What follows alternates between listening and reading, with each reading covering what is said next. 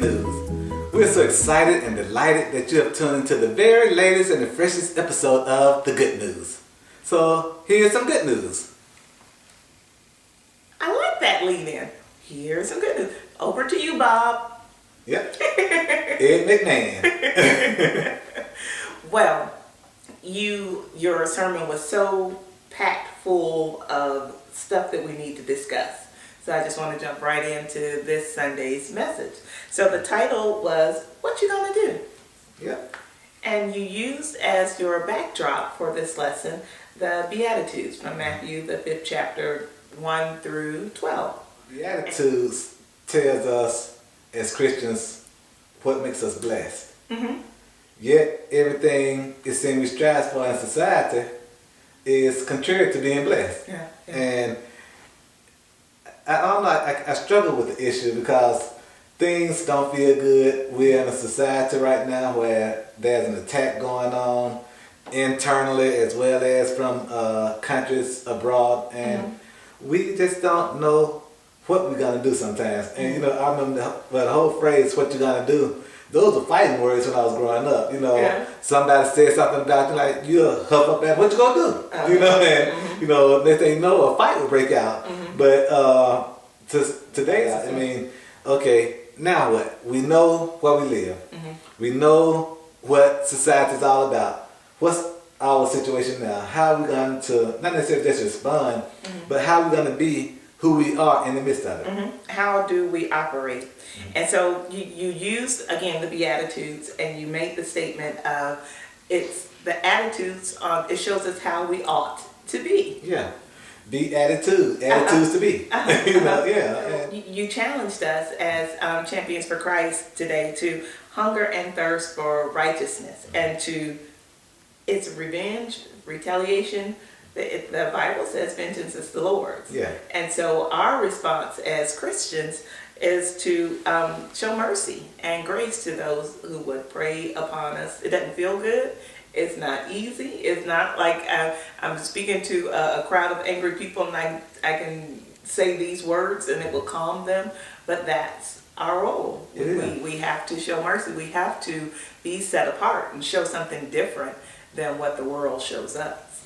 I think about how Jesus responded to the mob, even on his way to the cross. Yeah. And that's supposed to be our same response in today's society about what's going on. A lot of people like to say that, well, that's being weak.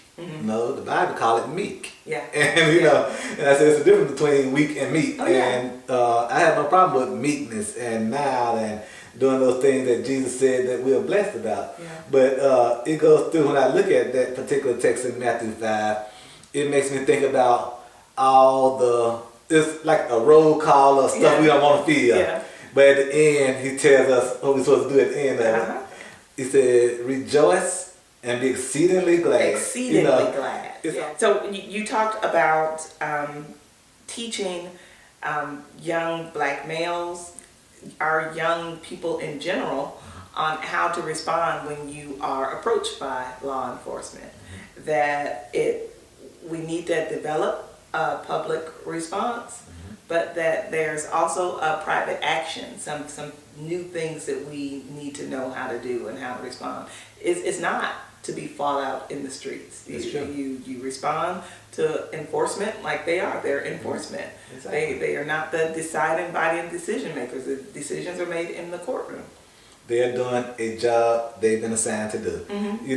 And just like anybody who work anywhere else in our country, you have some people who do good jobs, you have some people who don't do any work at all, and you have some who do terrible jobs. Yeah. And the personalities that you encounter in your workplace are the same personalities you encounter when you encounter a police officer. Unfortunately, they just happen to be in the public sector. And we have to realize when that person who is a court-appointed law enforcement agent, when they suggest and say you do stuff, you do it without hesitation, without any quick movements, and you fight your day in court, or you let your day in court take care of everything.